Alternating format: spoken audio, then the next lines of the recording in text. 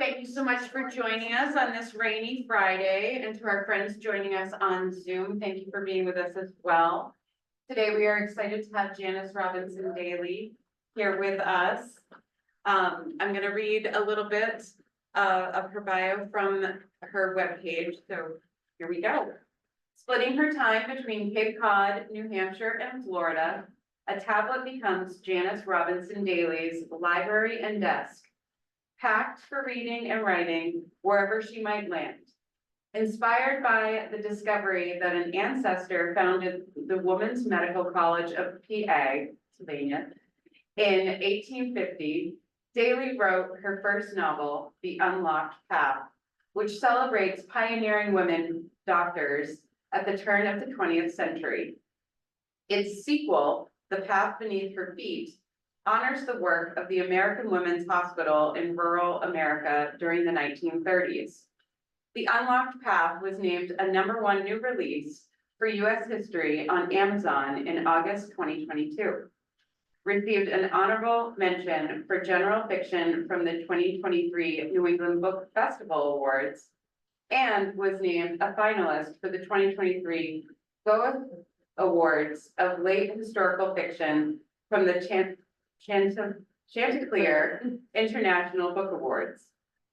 Daly graduated with a BA in psychology from Wheaton College, at the time a woman's college. At Wheaton, she developed a fond appreciation of the supportive relationships established between students and a heightened awareness of female-centric issues. A presentation of how her genealogy research inspired her to begin writing has made Daly a sought-after speaker for book clubs, women's groups, libraries, and writers groups. She has presented at the Historical Novel Society's annual conference, as well as local chapters of AAUW and Seroptimist International, and virtually with the Historical Society of Pennsylvania, the American Medical Women's Association, and here at the Osterville Village Library in person. Without further ado, Janis Robinson Daly. Thank you so much, Amy. And thank you all that are here today in person, braving the first rainstorm we've had. And my husband and I couldn't even remember the last time that it has rained like this. And of course, this is the weekend we are babysitting our son's puppy. So he has never taken the dog out in the rain yet since getting the dog, but we are doing that all weekend long. So, but it's great to be over here, relieved of puppy duties for at least an hour and a half. So Amy already said my debut novel, The Unlocked Path, came out 2 years ago, August 2022, from Black Rose Writing. And the sequel, The Path Beneath Her Feet, came out 2 weeks ago. So I'm very excited about that one, which has also been named the #1 new release for US historical fiction on Amazon. So thrilled to have that honor for both of those books. But I want to start out the presentation with a fun fact. I never set out to write a book, let alone two. I had always spent a career in sales and marketing, but as my youngest son was getting ready to graduate college, and I was now facing a little bit of, okay, now what am I going to do? I'm going to have a little extra free time on my hands. Both my boys played sports, as well as right up to through the college level. So, 10 weekends in the fall, instead of going to football games, what am I going to do? So I decided I would finally turn to a hidden and long desire of studying family history, diving into genealogy research, and seeing what I might be able to find of interest, particularly for my grandmother Robinson, so my dad's side of the family, that I really didn't know much about. And I was thinking, with genealogy research, we really are able to delve into the stories of our ancestors' past and come to appreciate the challenges and the triumphs and the cultural nuances that shape our world today. And we really do kind of think of those stories as being able to inspire and educate. So the presentation I have for you today is about 35 minutes. I'm gonna run through a little bit about each book. So anybody that has seen the presentation before, I'm looking at Linda. It is an expanded presentation than what I've given in the past about the unlocked path. And I'll have time at the end also for any questions. I also have books available for sale if anybody's interested, happy to sign those too. So let's get started by meeting. Let's advance. Let's advance. Amy, let's advance. Hello. Is it on the clicker? Big person. You want me to go get it? Well, I might have to do that for every slide. We'll see. So let's meet three people up on the screen here. And a rather unusual grouping of people. On the left is a young woman on the cusp of her debut into society in 1897. In the middle sits her grandfather, a prominent abolitionist lawyer and judge in Philadelphia. And on the right, meet a 20-year-old woman from India posing for her photo with classmates. I cropped the classmates out, but there were two other classmates from Japan and Syria. And they were posing at a dean's reception at their college. So who are these three and what's their connection? Well, they are none other than the inspiration for me to write The Unlocked Path. The young woman on the left is my paternal grandmother, the one that I never knew, Elizabeth Pierce Elliott Robinson. And it was her story and history that I wanted to learn more about that prompted my genealogy research. And through that research is where I met her grandfather, my great-great, in the middle, William Shannon Pierce. He was a lawyer who defended runaway slaves in the 1850s in Philadelphia.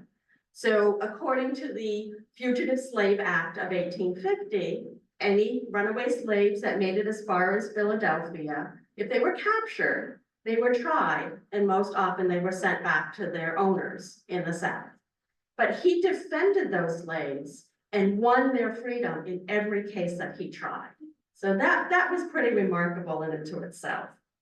He was also a judge at the Court of Common Pleas in Philadelphia. Had 7 daughters and 1 son. So God love George, right in the middle of all those sisters.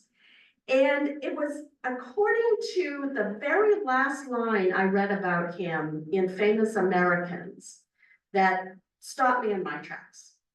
It read, he was a founder of the Women's Medical College of Pennsylvania. I had never heard that there were women's colleges. So now I'm doing genealogy research, but I'm kind of intrigued by this other history I'm learning about and decide to look into the college. And it's there that I met the woman on the right, Anadebai Gopal Joshi, who was coming from India to study medicine. And women came from all over the world because, of course, at that time, most medical schools, most colleges denied admission to women. You know, there were a few women's colleges starting around the same time, but there were also now women's medical colleges starting as well. So Anadebai Gopal Joshi is an amazing woman. And let's see now if this will work. Okay, great. So had anybody ever known that there were women's medical colleges? I didn't either. Even though I went to a women's college myself, I had never heard that there were women's medical schools. But I'm thinking they are a perfect example of a term I heard Lisa Wingate, the author of Before We Were Yours. I met her at the Historical Novel Conference Society last year, and she used a term to describe what we are really facing these days. That we are facing a history deficient disorder. What and where are so many of our origin stories, the ones not found in history textbooks, and how do we find them? So formed in 1850, Women's Medical was the first and longest running women's only school all the way until 1970, 120-year history. They then started to admit a few men and changed the name to Medical College of Pennsylvania. And then they eventually merged with Drexel University in Philadelphia. So Drexel has all the wonderful archival material. And I was actually fortunate that I was able to go to Drexel and go to those archives and review so many of their amazing items from the college's history. Things like correspondence and photographs and alumni news, records, financial records, student records. It was just amazing to pour through all of this type of firsthand material, especially for a history buff that I am as well. And then as I'm getting ready to wrap up for the day, the archivist who organized everything for me gave me some white gloves. And he said, you need to put these on to handle one other item I want to share with you. And he pulled out the original meeting minute books from the school's early days, 1850 to 1856. And I'm just, starting to turn these pages, trying to read, the hand script on those yellowed pages. And I'm seeing the original entries are all signed by the board secretary, William S. Pierce. So I am holding in my white gloved hands pages that my great-great-grandfather transcribed over 174 years ago in his hand. So that just sent me, goosebumps tingling throughout my hands because, when I first learned that he was a founder of the school, what did that really mean? He could have just been a financial benefactor and they might have called him a founder. But the fact that he was that deeply involved in the college really made me think, you know what, this man needs to be honored, as well as the college that he helped found. So I started more research into the college. And a couple of other women that I met beyond the woman from India, Anna Dubai, were two other doctors, Dr. Olga Pavinsky, she came from Lithuania. So again, they came from all over the world. And Dr. Charlotte Fairbanks, who came from Vermont. But why are these two doctors pictured in uniforms instead of white coats? Well, Dr. Fairbanks and Dr. Pavinsky were among 2 of 60 women doctors, nurses, and other staff, even a dentist, who in 1917 formed the American Women's Hospital Unit. During World War I, volunteered their services as trained medical professionals to the US Army Medical Corps. What do you think the Army replied?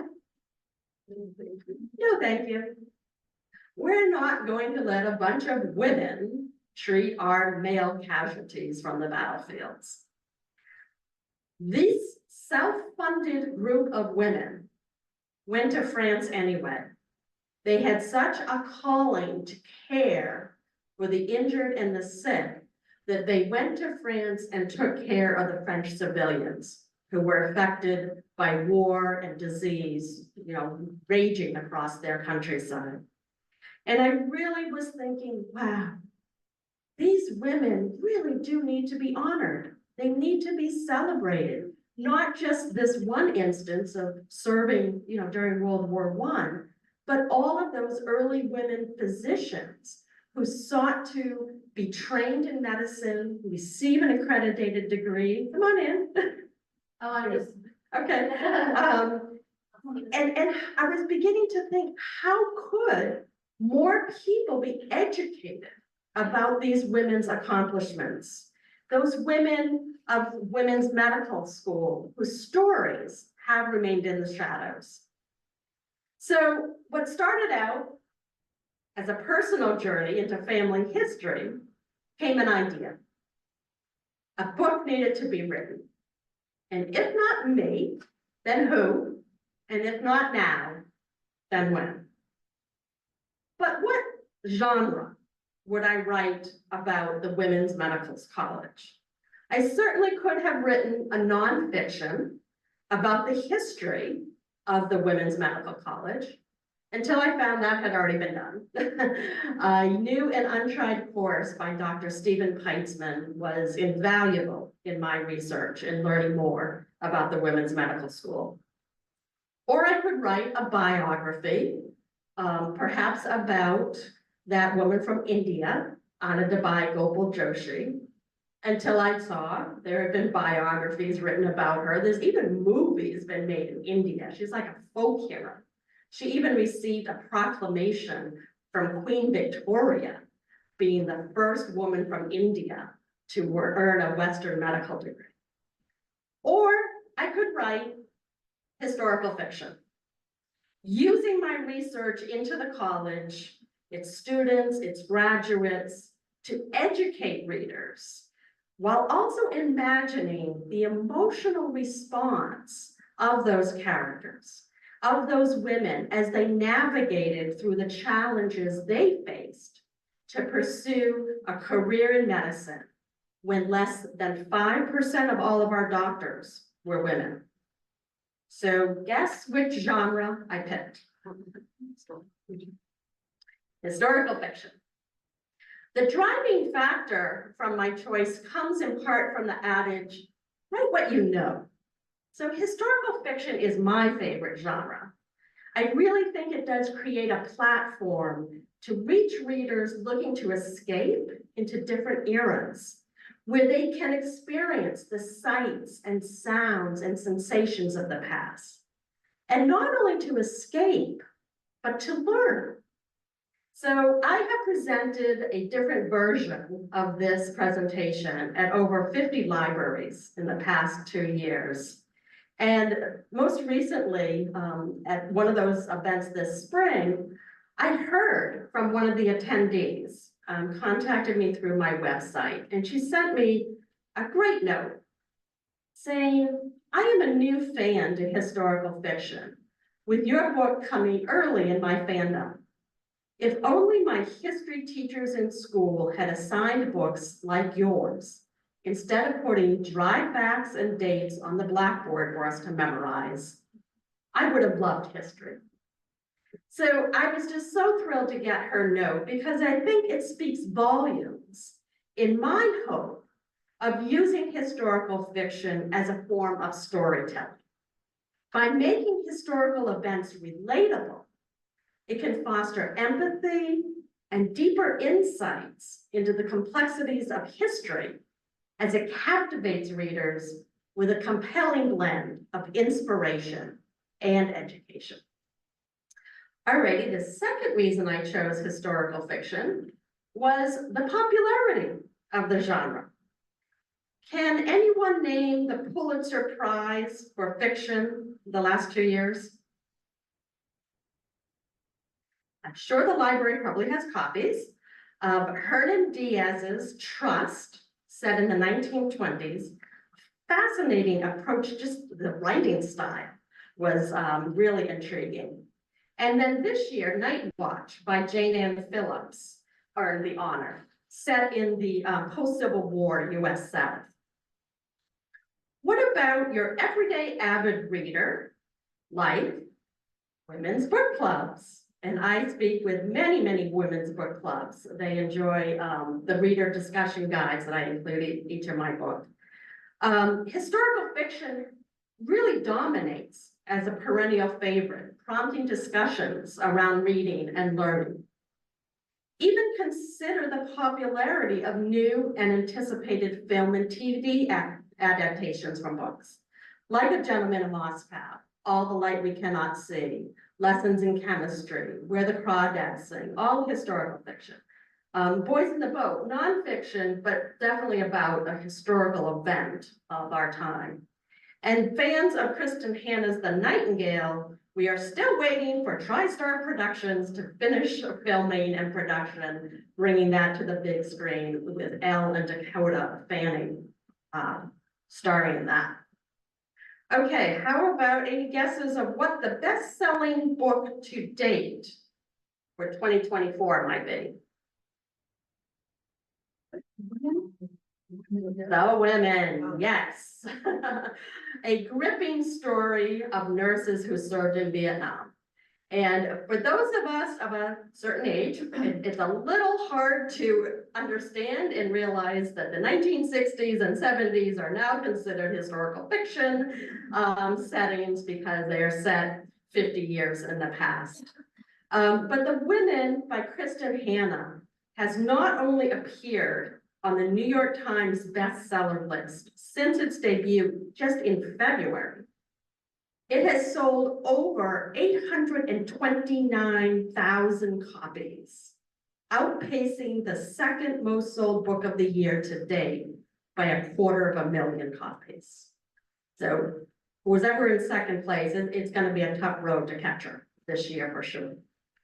All right, let's pause for just a moment. You can stand up if you want, or you can stay seated, but let's just do a quick stretch. Let's reach for the sky. Arms up and reach for the sky, and now bring them down in a bow of praise to Kristen Hanna.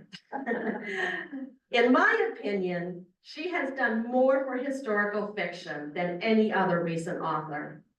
In a November 2023 article in Esquire, The Mainstreaming of Historical Fiction, writer Sam Paul commented that Hanna's work features characters who are tested by great historical moments, like the siege of Leningrad in The Winter Garden, which still is my favorite by her. The French resistance, of course, in The Nightingale, the Dust Bowl and the migration west during the Depression in Four Winds, and most recently, the story of the women nurses in Vietnam.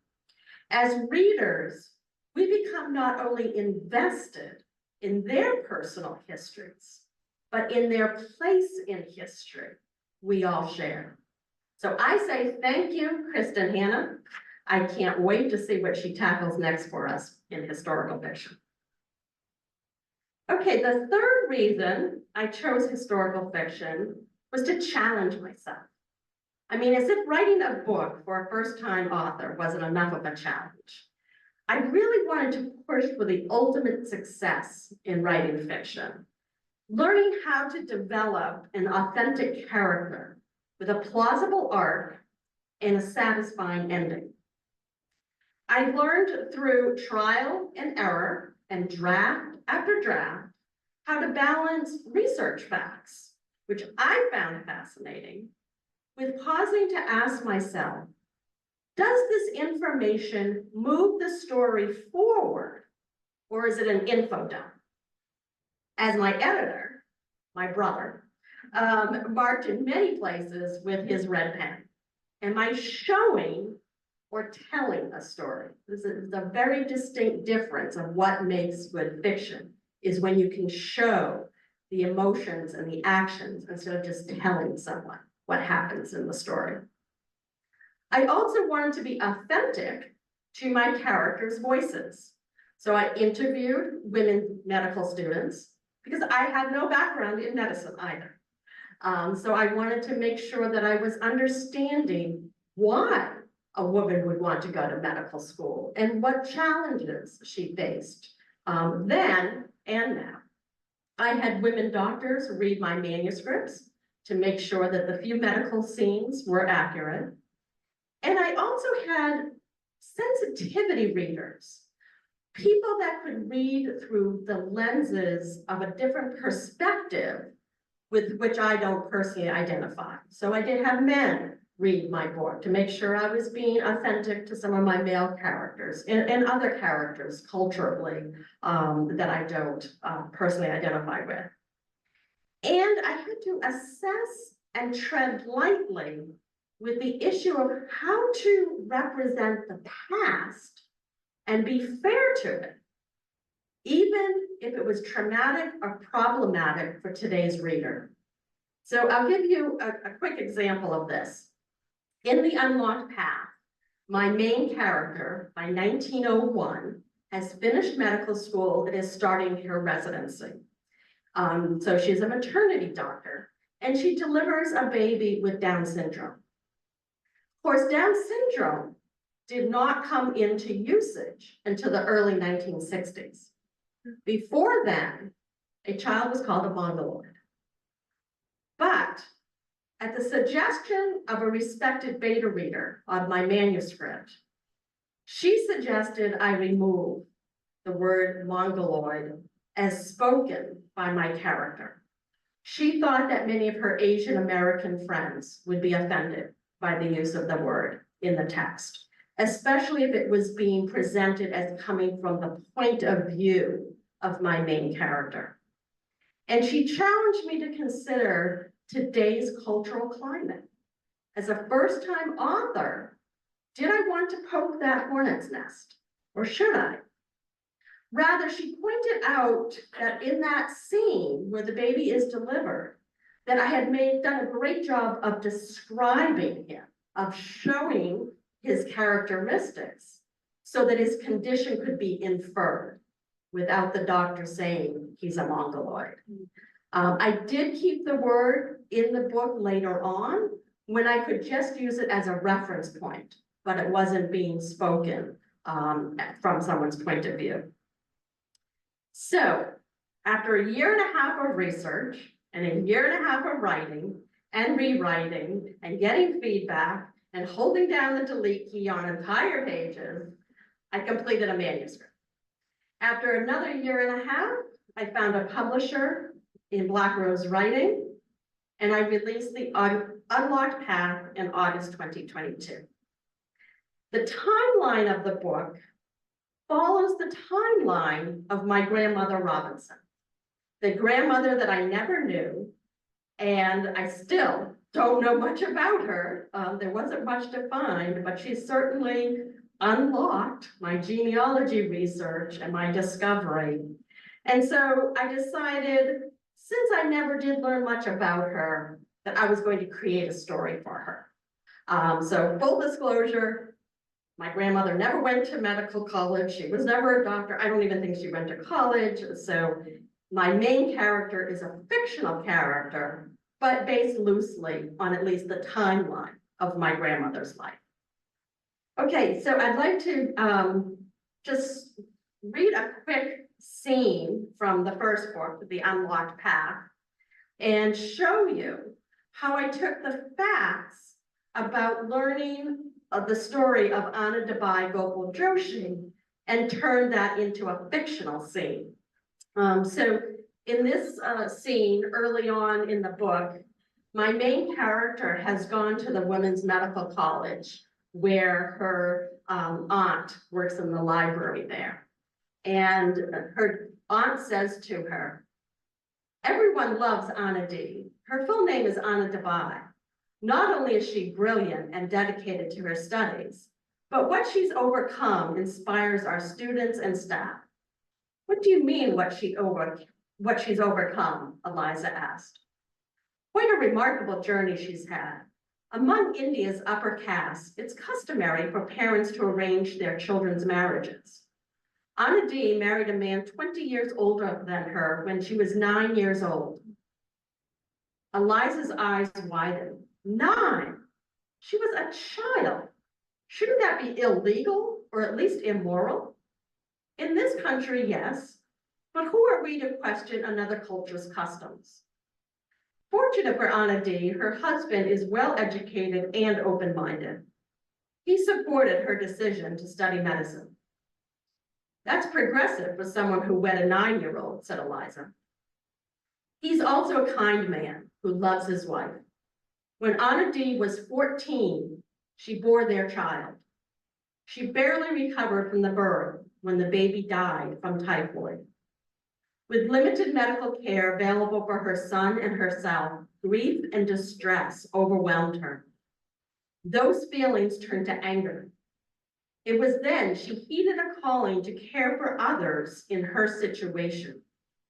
With her husband, they researched how and where she could enroll to study medicine. Their search took them 3 years until they discovered our women's medical college and sent an application. At the time, I sat on the admissions committee. Her words moved me like none other I'd read before. I've kept a copy. Josephine produced a folded sheet from her tote. I've got to get back to the library. I never know when a student might need my help. Read Anna D's letter, then come find me.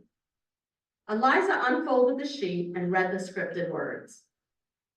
The determination which has brought me to your country against the combined opposition of my friends and caste ought to go a long way towards helping me to carry out the purpose for which I came, which is to render to my poor suffering countrywomen the true medical aid they so sadly stand in need of, and which they would rather die than accept at the hands of a male physician.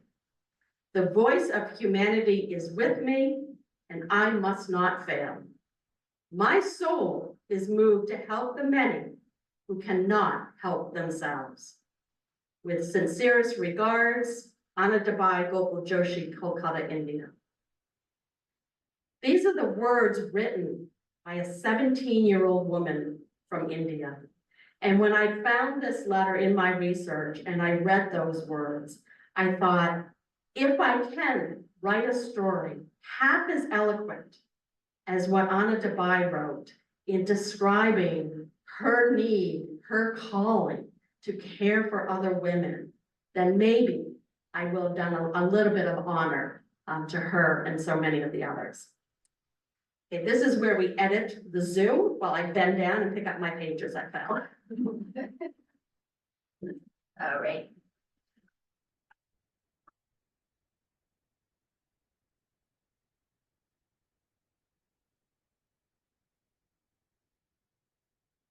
There.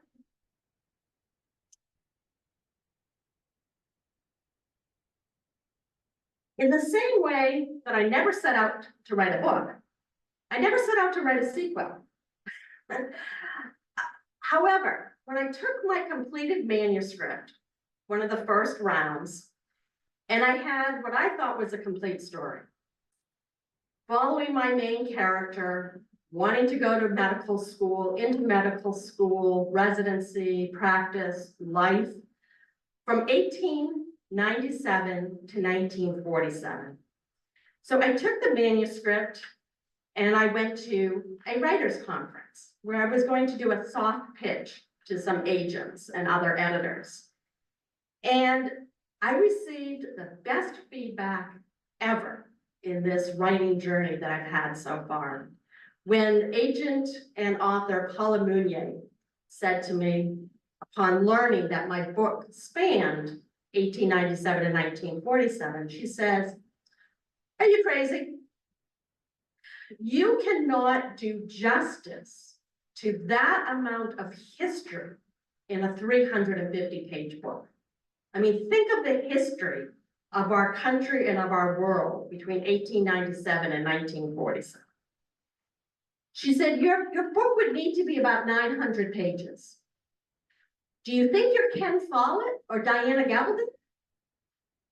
You're a first-time author. No one is going to waste their time and what it would cost to buy a 900-page book. You'd be much better off of finding a logical stopping point and setting your readers up for a sequel." So I took her advice.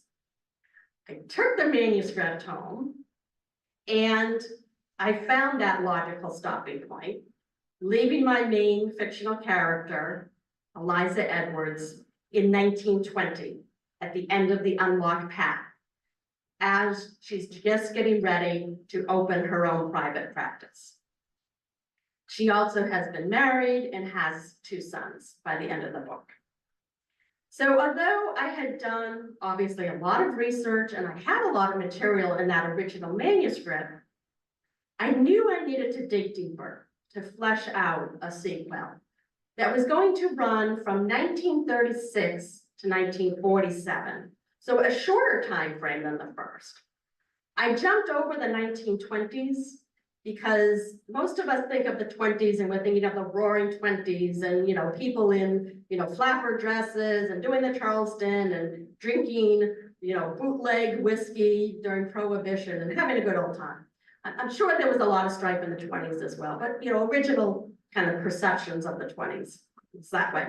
So as writers, we're always told you need conflict, you need challenges, you need obstacles for your characters to overcome. So what better way to pick up my characters and drop them into the height of the Great Depression in 1936?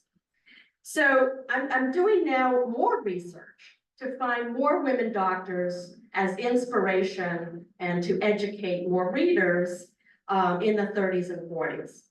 And the first woman was easy to find. Dr. Esther Pohl Lovejoy had been part of that American Women's Hospital that went to France in 1917. She went on to lead the organization, which became the American Medical Women's Association. She led it for 47 years until her death in 1965 at the age of 94. The other woman that I found, born into the 1940s, was Dr. Margaret Craighill. And I found her story on my second trip to Drexel and their archives. Not only was she the Dean of Women's Medical from 1940 to 1943, she was also the first woman to receive a full commission into the United States Army Medical Corps. So when World War II breaks out, women physicians, again, are knocking on the door of the Army and the Navy saying, we are trained professionals, we would like to serve. But this time, they demanded full commissions, service pay, rank, and veteran benefits. Dr. Craighill led a group of women who had to petition the United States Congress to amend a law which read the War Department could draft persons to serve as medical personnel. But the War Department's interpretation of that language of persons, they said, did not mean women. In other words, women were not people.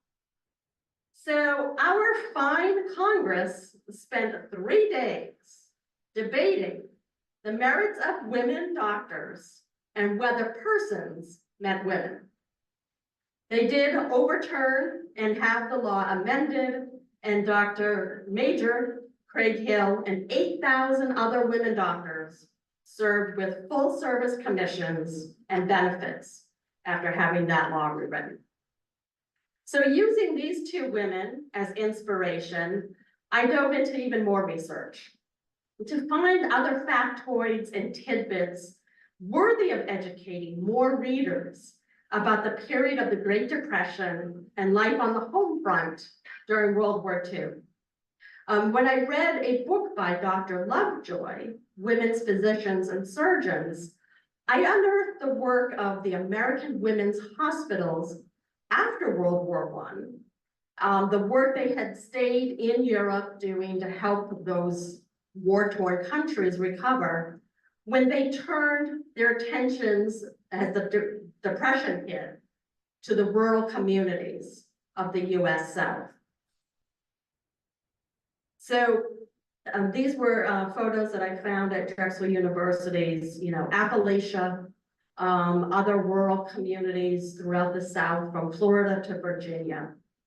So the American Women's Hospital formed in 1930 with specific intent to bring healthcare to the country. They started with educational programs and nutritional programs just to teach the people living in those dire conditions the importance of a well-balanced diet. Many of them were suffering at the time from pellagra, from malnutrition, and they were dying, and they were ending up in insane asylums. Insanity was a result of much of the malnutrition. They even went as far as, I can't maybe see it there, but they were securing cows and getting them to families. They also developed a mobile health unit that they were driving on mud-covered roads and mountain trails, bringing supplies and vaccines to those families.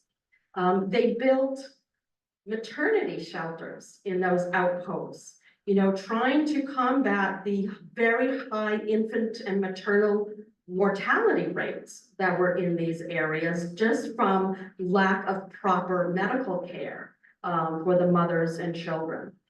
They had baby care classes, how to take care of your babies, and really did bring healthcare to so many in these really healthcare deserts, which unfortunately are starting to form again in many parts of our country. So I am hoping that the section of The Path Beneath Her Feet, where I detail all of the work of the American Women's Hospitals, maybe will earn equal acclaim in the same vein that The Bookwoman of Troublesome Creek by Kim Michelle Richardson and The Giver of Stars by Jojo Moyes did when they introduced the great work of the Pack Horse librarians in bringing literacy to those communities.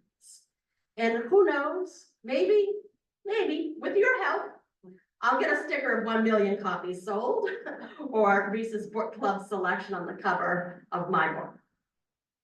So in addition to the facts and research I unearthed about the American Women's Hospitals, I also turned again to some buried family history to shape the section, the last part of the book, about life on the home front during World War II.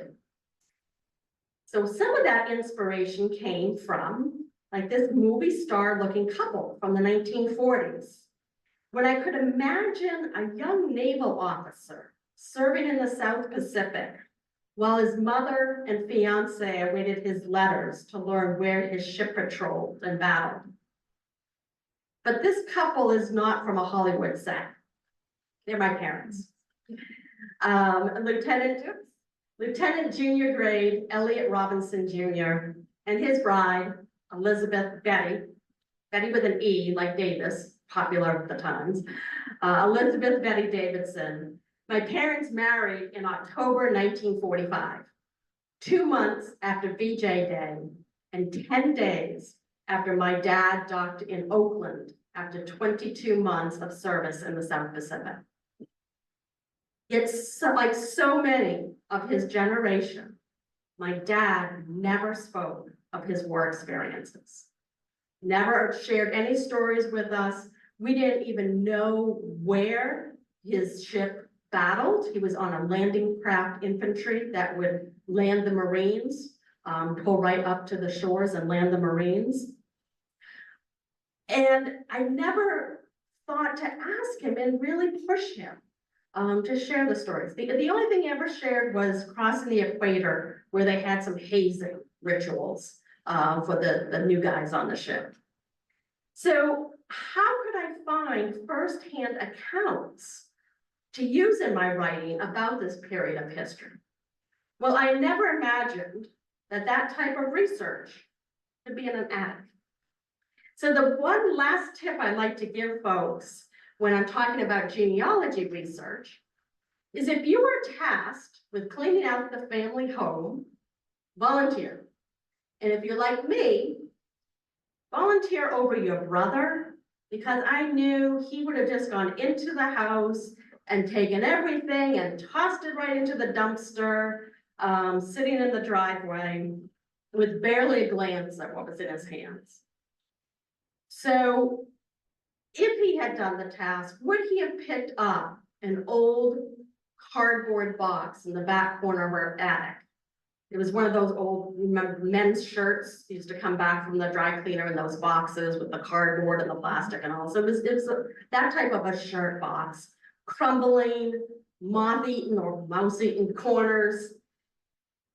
Because I cleaned out the house, I picked up the cover of that box and inside found 2 years worth of letters my dad had written during his time in the South Pacific, 1943 to 1945.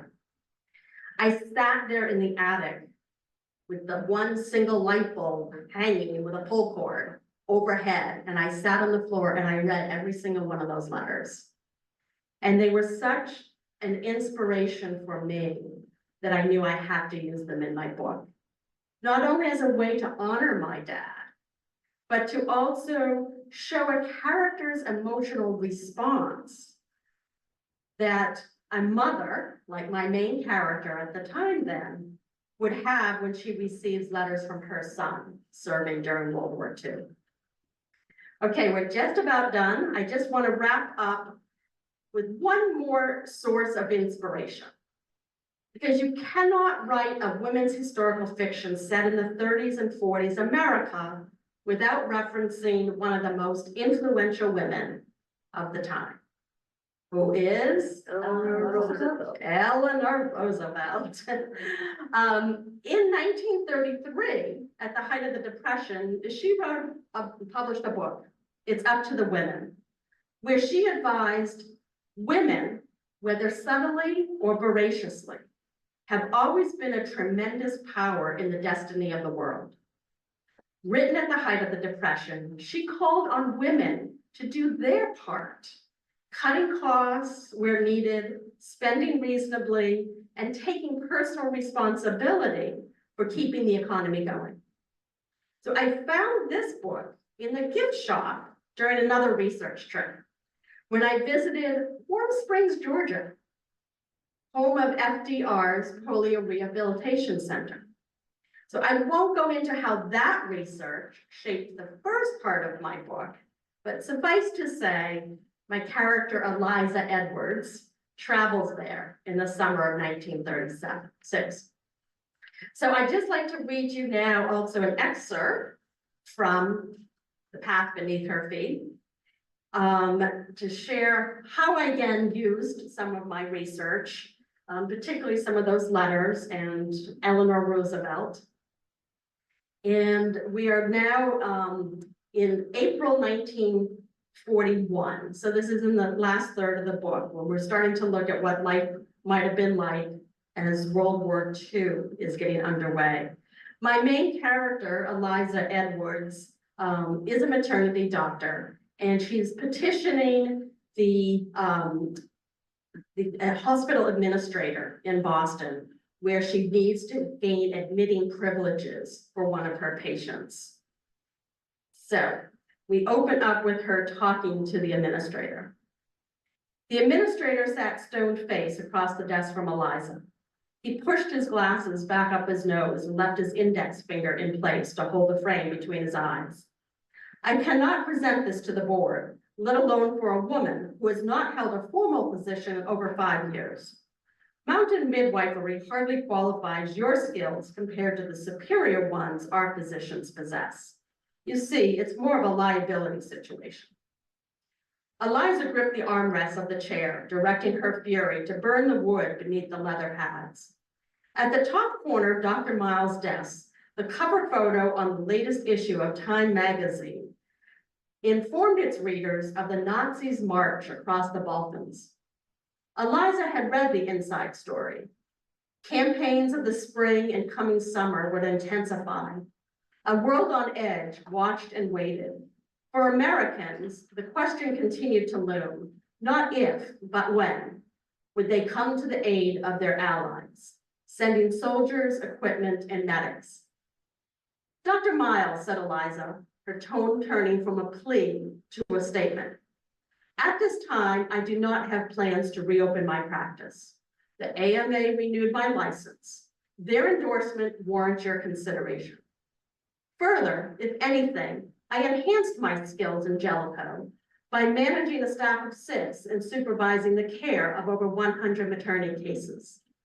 While I'm asking for a one-time exception for this patient, I believe you may soon find yourself in need of my full capabilities. In fact, you're going to need the services of many women in the medical field. We've been sidelined for too many years.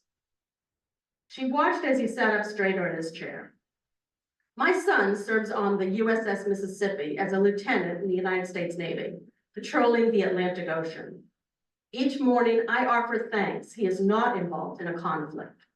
But every week that passes with news of another city in Europe falling and the rise of the Axis powers, not to mention the threats from Japan, I fear our ships will carry troops across those waters. And when they do, just like in 1917, we'll send millions.